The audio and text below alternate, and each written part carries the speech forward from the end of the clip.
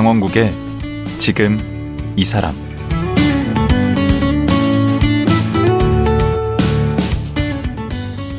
안녕하세요. 강원국입니다.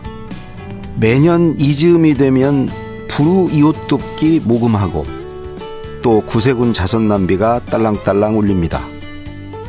하지만 우리 사회 빈곤 문제는 이런 연례 행사로 해결되지 않는 게 사실입니다.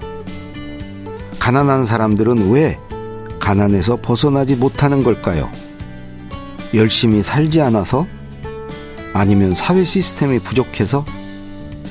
오늘은 20여 년 동안 빈곤을 연구해온 분을 모셨습니다. 연세대학교 문화인류학과 조문영 교수인데요.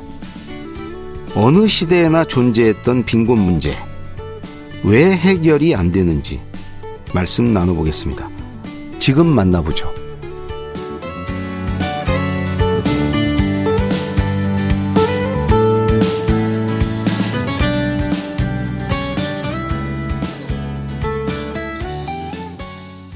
조문영 교수님 나오셨습니다. 안녕하세요. 안녕하세요. 저는 교수님 보면 그 주눅이 좀 들어서. 아니요, 왜요? 지금 어느 학교에 계시는 거죠? 지금 연세대학교 문화인류학과에 있습니다. 네.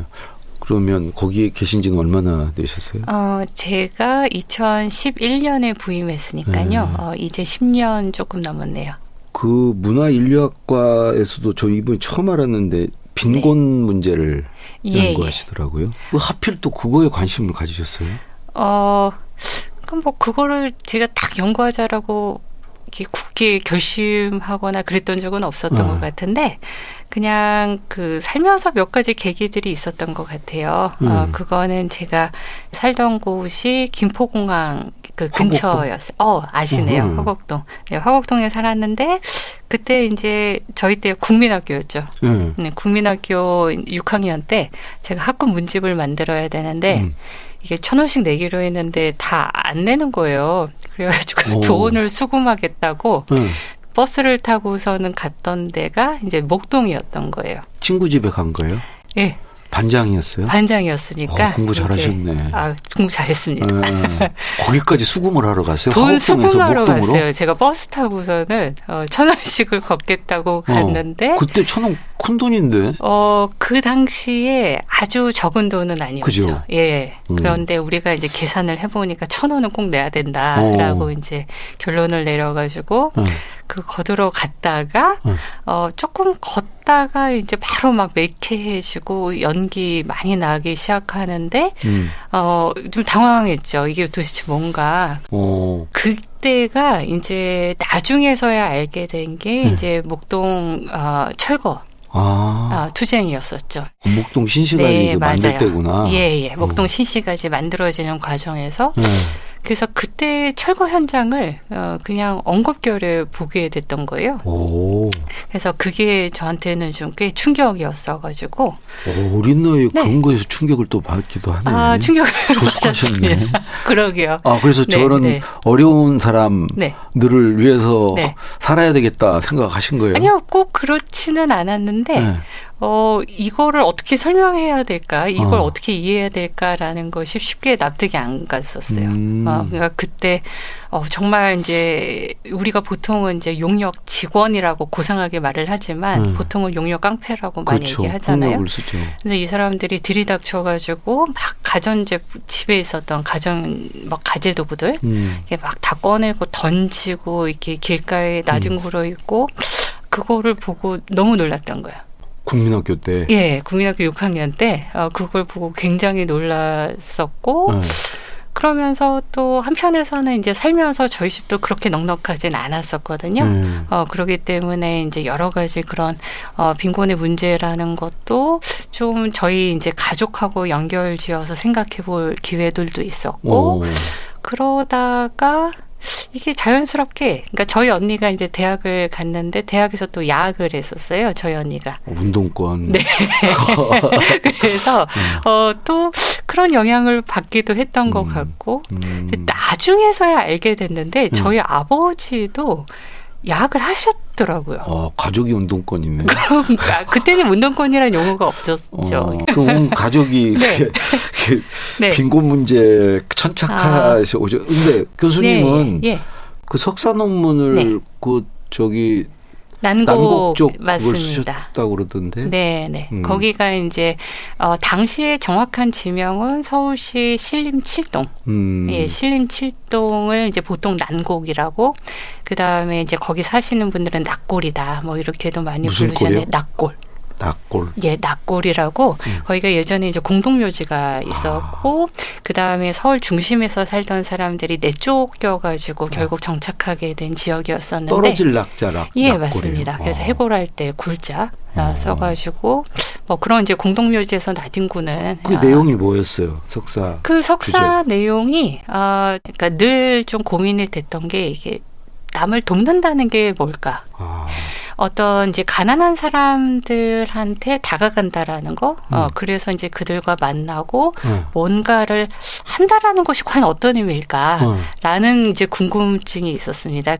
그러면서 이제 그 연구를 진행을 하게 그러니까 시작했죠. 빈곤 그 자체보다는 그 빈곤한 사람에 관심이 있으신 저는 거네. 그게 우리가 이제 빈곤 자체라고 이제 말씀을 하셨는데 빈곤이라는 것은 이 가난한 사람들이 살면서 어떤 제도나 어떤 정책이나 어떤 사람들과 결국 관계를 해나가게 되는가라는 것 자체가 저는 빈곤이라고 생각을 했거든요.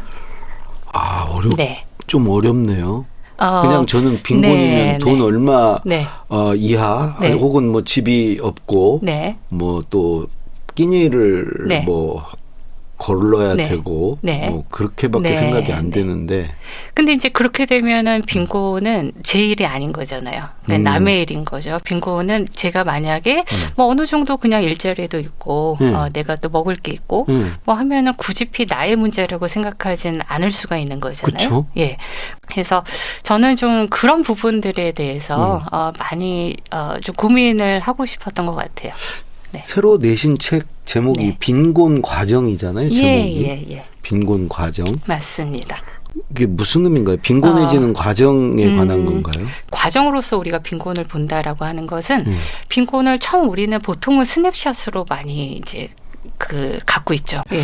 용산 참사라든가 용산 참사다. 뭐 송파 세모녀? 송파 세모녀다. 예. 그리고 이게 뼈만 앙상한 어떤 아프리카의 아동이다. 난민. 이제 그런 방식으로 스냅샷으로만 갖고 있기 때문에 한편으로는 그냥 그 자체로 너무 비참한 거고 굉장히 무기력하게 보이기도 하고 그다음에 너무나도 그냥 우리가 서울역에 이 홈리스들 보면은 그렇죠. 홈리스 보면은 가끔 막 무섭기도 하고 그런데 이제 제가 과정이라고 얘기를 했던 거는 정말 그 사람이 그 서울역에 이게 침낭 나오기까지. 아주 낡은 침낭 두르고 거기 누워 있기까지 과연 어떠한 그 연결을 거쳐왔기에 지금 거기까지 다다랐을까. 그러니까 이 과정을 들여다보지 않으면 안 된다라는 생각이 들었어요. 그러니까 선생님이나 저나 저희가 태어났을 때는 다 발가벗고 태어나지 않습니까? 그냥 말 그대로 결핍으로 태어나잖아요. 그렇죠. 결국 이제 저 선생님하고 제가 여기 있고 그다음에 이제 그 사람이 이제 서울역에 홈리스로 있기까지 그 사람한테는 이제 그런 기회라던가 여건이라는 것이 주어지지 않았던 거겠죠. 예. 그 보통 이제 가난은 뭐 누구도 구제를 못한다 그런 말도 있고 그래서 그거는 이제 개인의 문제라고들 보는데 선생님께서는 이제 그게 아니라고 보시는 그건 거죠? 당연히 개인의 문제가 아니죠. 그러니까는 선생님께서도 좀 그런 걸 느끼시는지 모르겠는데 다시 한번 내가 재기할 수 있는 기회. 다시 한번 뭔가를 해볼 수 있는 여지 별로 없죠. 이런 부분들이 굉장히 취약한 사회라는 거예요. 없죠. 예, 너무나도 취약한 사회고 그다음에 또 한국에서의 이제 지난 역사를 봤을 때도 어느 정도 국가가 이 책임지는 복지 제도라는 것이 갖추시기 시작한 지도 얼마 안 됐거든요. 김대중 대통령 때부터 아닌가요? 그때죠. 그러니까 IMF가 지나고 나서 이제 국민기초 생활보장법이 만들어지지 않습니까? 근데 이제 그것도 이미 한정된 예산 안에서 그러니까 그 가난한 사람들을 이 한정된 예산 안에 구겨 넣는 시스템인 거죠. 그러니까 이 정도 예산밖에 없기 때문에 올해는 이 정도만 뽑아야 된다라는 것이 이제 오히려 정해져 있게 되는. 그럴 수밖에 없지 않나요? 네, 예산이라는 게. 저는 이게 이제 그 가난한 사람들을 결국에는 칸막이로다가 나누게 되는 거잖아요. 그거를 저는 이제 책에서는 수급의 안과 받기라고 얘기를 했는데 수급을 받는 사람과 그렇죠. 낙인이 된다는 건가요? 낙인이 되는 문제도 있고요. 네. 그다음에 이 수급의 안에 있는 사람은 이제 거기서 자기가 이 돈을 받아야 될 자격이 있다라는 것을 끊임없이 증명을 해보여야 되는. 가난을 증명해야 된다. 그렇죠. 가난이라는 것을 계속해서 증명을 해내야 되는 이제 싸움에 시달리게 되는 것이고. 그렇게 안 하면 어떻게 도와주죠? 네. 그러니까 이 빈곤의 문제를 그런 방식으로 이제 이 수급의 안에 있는 사람들이 빈곤한 거야라고 이제 생각을 해버리기 시작하면은 우리는 그 부분에서 자유롭냐라고 생각을 하면 저는 그렇지 않은 것 같아요. 밖에 있는 사람도 자유롭지 밖에 있는 사람도 왜냐면은 이 가난한 사람들 이 수급의 체제 하에서 굉장히 힘들어하는 부분은 자기의 쓸모라는 것을 다시 한번 증명해 보여야 되거든요. 근데 이제 그렇지 않으면은 자꾸만 우리 사회는 뭐 70년대 때는 형제복지원처럼 아예 가둬버렸잖아요. 그다음에 이제 장애인들도 쓸모가 없으니까 계속 시설로 내몰았잖아요. 노인들도 마찬가지로 쓸모가 없는 거죠. 요양원으로 결국 가야 되는 거죠. 그러니까 그렇지 않은 사람들은 자기의 쓸모 있음을 늘 계속 증명해 보이면서 살아가야 되는 세상이거든요. 제가 저는 제 나이가 이제 40대 후반인데 40대 후반에 이렇게 바쁘게 살 줄은 몰랐거든요. 그러니까 너무나도 그냥 인생을 살면서 그 자신의 쓸모를 증명해야 되는 그 순간들이 너무나도 많았었던 것이고 그런데 상당히 많은 가난한 사람들은 결국 자기의 쓸모라는 것을 증명하지 못했기 때문에 바로 시설에 갇히기도 했었고 쫓겨나기도 했었고 그 부분은 뭐 장애인이나 노인이나 예외가 아니라는 거죠. 저는 아직도 기억이 나는 게 이제 빈곤철폐 날 집회가 있었는데 그때 아마 선생님도 아시겠지만 전국 장애인연합 전장연회 전국 장애인 차별 철폐연대죠. 거기 그 박경석 선생님이 이제 그 집회 연단회에서 얘기를 하셨는데 큰 집회였어요. 근데 이제 뭐 버스도 막히고 너무나도 이제 시민들은 짜증이 나 있는 상태였는데 너무나도 큰 소리로 그렇게 얘기를 하시더라고요. 왜 지난 20여 년 동안 우리가 그렇게 장애인의 권리를 위해서 그리고 이동권을 위해서 이렇게 노력을 했는데도 정부에서 이렇게 귀 기울여 주지 않는다. 그 이유에 대해서 아시냐라고 이제 물어보는 거예요. 거기 또 버스에 타고 있는 시민들도 이제 같이 쳐다보면서 근데 그러면서 이 박경석 선생님이 그것은 우리가 쓸모가 없기 때문입니다라고 그 부분을 우리가 쓸모가 없기 때문입니다를 3번을 외치시더라고요. 근데 버스에서 굉장히 짜증을 내고 있었던 시민들이 그 말을 아주 심각하게 듣더라고요. 그건 공감을 해줬구나. 예, 공감을 하고 있다라는 거죠. 그러니까는 이 사회가 계속 인간의 쓸모를 질문을 한다는 거죠. 쓸모있지 않은 사람을 내쫓거나 아니면 가두거나 그래서 우리는 이제 뭐 매일매일 살아갈 때 이제 자기의 쓸모라는 것을 어떻게 증명할 것인가 라는 것을 또 생각하면서 살아가잖아요. 그래서 저는 이 빈곤이 기실 내가 지금 가지고 있는 내가 왜 이렇게 힘들게 살고 있지 내가 왜 이렇게 스트레스가 많지 라고 생각하면은 서로 연결되는 문제거든요. 네. 제가 김대중 대통령 모실 때 그 빈곤 문제 얘기할 때 그 능력이 있는 사람은 교육을 통해서 그 능력을 발휘할 수 있도록 만들어주고 능력이 아예 없는 사람은 국가가 그러니까 사회 안전망으로 보호해줘야 된다. 그렇게 딱 두 가지로 나눠서 이렇게 말씀을 늘 하셨거든요. 그 잘못된 거네. 이 구분하는 거 이렇게. 네, 저는 근본적으로는 문제라고 생각이 됩니다. 그러면 교수님의 그 해법이 정말 궁금한데, 뭐 그렇게 않고 어떻게? 그러면 아니 뭐 그 문제에 대해서 뭐 무슨 뭐 제가 당장에 이렇게 막 요술지팡이처럼 해법을 내놓을 수 있는 사람은 전 아닌 것 같아요. 그런데 제가 이제 뭐 연구자로서 이렇게 제안을 하고 싶은 거는 빈곤을 너무 쉽게 정의하지 말자. 과연 어떤 빈곤인가. 그리고 왜 우리는 이런 빈곤에 대해서는 굉장히 관심을 가지지만 또 다른 빈곤에 대해서는 이렇게 무심해졌을까? 그러니까 우리가 보통 빈곤하면 떠올리는 뭐 쪽방촌이라던가 철거민들, 뭐 홈리스, 노숙인들, 이제 사실 그게 전부가 아니라는 거죠. 그게 전부가 아니라는 거죠. 그게 뭐 제가 처음에는 저도 그렇게 출발을 했어요. 이제 공부방 활동을 했었고, 철거민들도 많이 만났었고, 복지수급자를 주로 많이 만났었고, 그런데 제가 이 빈곤의 외연을 좀 넓혀봐야겠다라고 이제 생각을 했었던 결정적인 계기는 아까 제가 2011년도에 이제 연세대학교에 왔다고 말씀드렸잖아요. 근데 뭐 한국에서 그래도 내노라는 명문대학이고. 그렇게 이제 너무나 열심히 공부를 하고 온 학생들이죠. 그런데 제가 그때 굉장히 놀랐던 게 학생들이 정말 대부분이 우울하더라고요. 뭐 한다고요? 너무 우울하고. 예, 너무 그렇죠. 우울하고. 평생 공부만 하고서는 이 대학에 온 거죠. 그렇죠. 쉬지 않고 이제 달려온 건데 달려왔는데 이게 결정된 게 하나도 없다.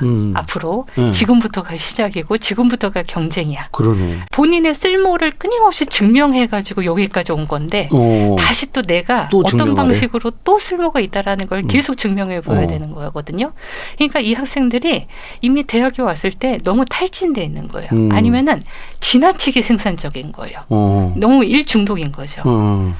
그 다음에 제가 또 놀랐던 게 빈곤의 인류학 수업을 하는데 그 빈곤이라는 주제를 자기의 현실을 설명하는 데 가져가는 거예요. 그러면서 자기가 갖고 있는 소통의 빈곤, 관계의 빈곤, 그 다음에 앞을 예측할 수 없는 그런 불확실성 이런 부분들을 자기의 실존의 문제를 가지고 오면서 빈곤을 얘기하고 있다라는 거죠. 그래서 그때 이제 제가 고민을 하기 시작했던 것이 빈곤의 그런 물질적인 조건과 내가 빈곤하다는 감각 이라는 것이 반드시 일치하지는 않는다라는 거죠. 그러니까 내가 이렇게 쪽방촌에 돈이 많아도 빈곤할 수 있는. 돈이 많은데 너무나도 박탈감이 심하고 너무나도 불안하고 내가 계속해서 추락할 것만 같다라는 위기감을 가지고 있고 그런 사람들이 한국 사회에서 굉장히 많아졌다. 제가 지금 보는 대학생들뿐만 아니라 그래서 그 사람들이 가지고 있는 문제는 예를 들면 제가 만났던 복지수급자나 철거민의 문제의 예외일까? 완전히 다른 걸까? 라면은 본질에서 같을 수 있겠네. 본질이 같다라는 거예요.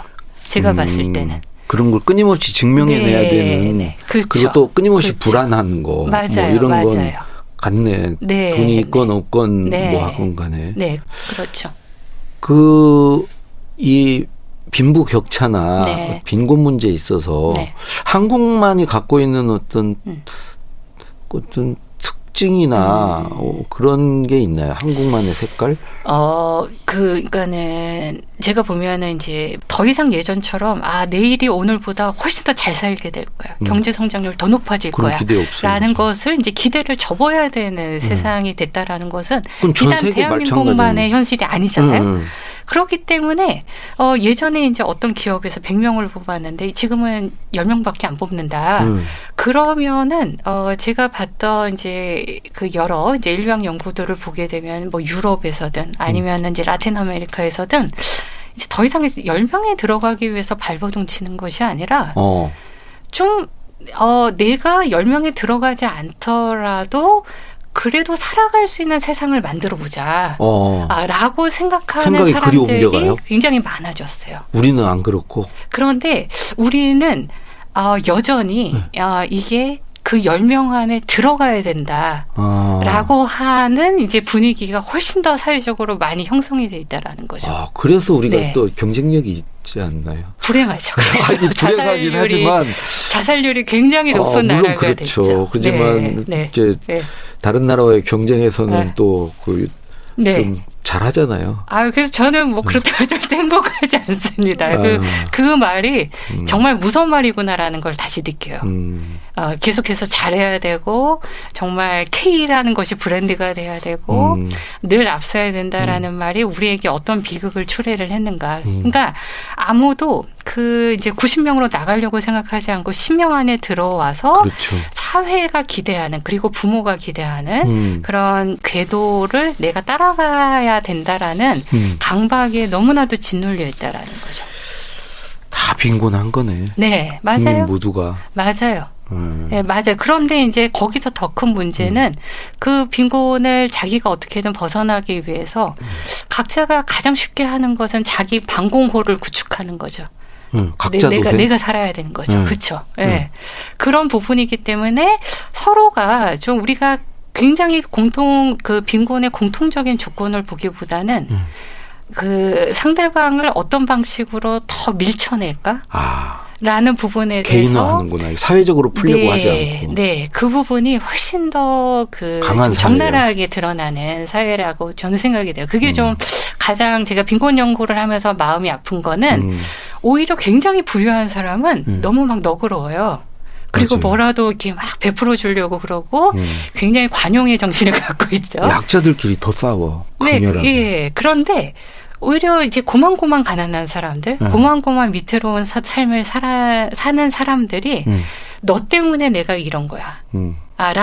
라고 하면서 서로가 서로를 밀쳐내면서 그러니까. 굉장히 집요하게 싸우기 시작하는 위에서 거죠. 지그시 웃으면서 보고 있고. 하청 노동자들을 또 정규직 노동자들이 또 낙인을 찍기 시작하고 그 안에서 서로 또 이제 자기 노동 조건을 두고 이게 다투기 시작하고 학생들끼리도 공정, 능력주의 담론을 가지고 맞아, 서로가 서로를 또 내치기 시작하고 서로 막 혐오하기까지 맞아요. 남녀 간에 예. 또 그게 네. 그렇고. 예. 네. 근데 교수님 말씀을 이렇게 쭉 들어보면 문제는 그 어떤 다양한 선택이 가능하지 않고 지금 한 줄 세우기가 되다 보니까 거기서 경쟁이 일어나고 거기서 또 우열이 가려지고 거기서 낙오한 사람들이 이제 빈곤해지고 이제 그런 게 아닌가 싶고요. 그런 문제를 뭐 직업 훈련, 기초 수급 뭐 사실 이런 걸로 해결이 되기 좀 어렵지 않나. 네, 맞습니다. 이 복지수급이 절대 대안이 될 수가 없는 게 이게 다시 줄 세우는 거잖아요. 또 맞아, 거기도. 을 선정을 해서 그 안에 이제 들어올 수 있는가라는 그리고 들어오면은 다시 이제 네가 자활을 할 의지가 있는가 그것을 계속해서 평가하는 시스템을 만들어낸단 말이에요. 네. 이거는 절대 대안이 될 수가 없죠. 어떻게 해야지? 그래서 이제 저는 그래도 기본소득을 이제 그 지지하는 이유는 기본적인 사회 안전망을 갖다가 그냥 일단은 깔고 시작하자 우리가 그 정도의 분배는 그리고 나서 그 다음에 이제 누군가는 나는 대기업 들어가서 뭐 더 열심히 막 성공하고 싶고 막 투자도 많이 하고 싶고 그런 사람 그렇게 할 수도 있겠죠. 어떤 사람은 농사 짓고 싶고. 예, 어떤 사람은 그냥 농사 짓고 싶고 소박하게 살고 싶단 말이에요. 그런 사람 그렇게 살면은 돼요. 그러니까 그렇게 살게끔 내버려 두자라는 다양하게 거죠. 살게. 다양하게 살 수 있도록. 그래서 이게 그 누구나 저는 살면서 우리가 태어나는 순간부터 나는 내가 반드시 그런 명문대에 들어가가지고서는 그렇게 이제 안정된 직장에 들어가서 그런 이제 안정된 가족을 꾸리고서 살 거야라고 결심하면서 태어난 아이는 없을 것 같아요. 부모님께 주입을 받죠, 우리가. 그렇죠. 많은 사람들한테 이제 주입을 받고 많은 이제 시선을 보죠. 그런데 살다 보면은 우리가 여러 다른 길들이 열리거든요. 다른 세계를 또 보기도 해요. 나는 분명히 저렇게 이제 그런 남들이 얘기하는 성공의 세계라는 것이 유일한 세계라고 생각을 했는데 나의 다른 친구는 전혀 이 친구가 소비를 하지 않고 자기가 자급자족을 하면서도 굉장히 행복하게 잘 살고 있더라. 나는 저런 삶도 내가 봤을 때는 굉장히 담고 싶어하는 삶이다. 라고 생각하는 친구들도 많아요. 그리고 이제 그런 친구들이 NGO도 많이 들어가기도 하고 뭔가 이제 대안을 찾기 시작하는 거죠. 그런데 제가 참 보면서 안타까웠던 게 결국에는 그런 많은 친구들이 그런 데 있다가 떠나는 게 일단은 자기가 자기 벌이도 잘 안 될 뿐더러 이 NGO에서 이제 활동을 한다라는 것 자체가 그리고 더군다나 부모를 부양을 해야 되는 이제 친구라고 한다면 더더욱 힘든 거죠. 결국에는 그런 판에 남는 친구들이 보니까 엄마 아빠 용돈을 계속 받을 수 있는 애들이더라. 근데 그 엄마 아빠 용돈이라는 게 결국 기본소득 아닐까? 라는 생각이 드는 거예요. 어느 정도 기본소득을 얘기하시나? 그러니까 내가 다른 삶을 선택하더라도 다른 세계에 대한 꿈을 꾸더라도 그것을 충분히 할 수 있는 그런 기본적인 지지망이라는 것이 누구한테는 이제 가족을 통해서 갖춰져 있기도 하고 그렇죠. 누군가한테는 전무한 것이기도 하죠. 그거를 갖다가 다 갖춰주자. 다 깔아주자라는 거죠. 예, 저는 일단은 좀 거기서부터 우리가 시작을 해야 되지 않겠는가. 뭐 해법을 알고 계시네요. 그렇게 하면 되겠네요. 그게 해법이라고 볼 수도 있겠죠. 근데 뭐 이 기본소득에 대해서 반대가 굉장히 많거든요. 이게 막 의존성을 조장한다라든가 그래서 바로 막 게을러지기 쉽다라든가 그거는 이 사람의 가난한 사람을 보는 아니면 세상을 보는 시선이 굉장히 고정적이기 때문이거든요. 보통 이런 얘기 하잖아요. 네. 고기를 주지 말고 고기 잡는 법을 알려줘라. 근데 선생님이 어디선가 그 말 틀렸다. 그 말이 진짜 우리를 너무 병들게 만든 말이에요. 제가 봤을 때는. 그 얘기 좀 해요. 난 그 말이 너무 공감이 되던데. 그러니까 남는 고기를 나눠주면 된다면서요. 고기는 충분하다면서요. 맞아요. 전 세계적으로 뭘 봤을 때 고기 잡는 법을 알려줘. 어장에 여했고 넘쳐납니다. 근데 계속 이제 물고기를 이제 그 물고기 잡는 법을 가르쳐라라는 것이 네가 이제 게을러서는 안 되고 네가 열심히 그렇죠. 노력을 해야지 그 결실을 얻을 수 있다. 근데 저희가 지금까지 얘기했잖아요. 저희가 노력 안 하면서 삽니까? 대한민국에서요 정말 노력하면서 이때까지 사는단 말이에요. 근데 그래도 계속 불안하고 그래도 계속 불행하거든요. 이거는 저희가 노력을 못 해가지고 뭐 노력을 안 해가지고 지금 이 상태가 된 게 아니라는 거예요. 한편에서는. 알겠습니다. 네. 오늘 말씀 고맙습니다. 네. 나중에 정말 시간을 좀 많이 가지고 교수님 말씀을 들어야 될 것 같아요. 이렇게 짤막하게 들어서는 어려울 것 같고. 다음에 이제 기회 있으면 또 모시도록 하겠습니다. 고맙습니다. 초대해 주셔서 감사합니다. 네. 지난 20년간 빈곤을 연구해왔고 최근에 빈곤 과정이라는 책을 출간한 연세대 문화인류학과 조문영 교수였습니다.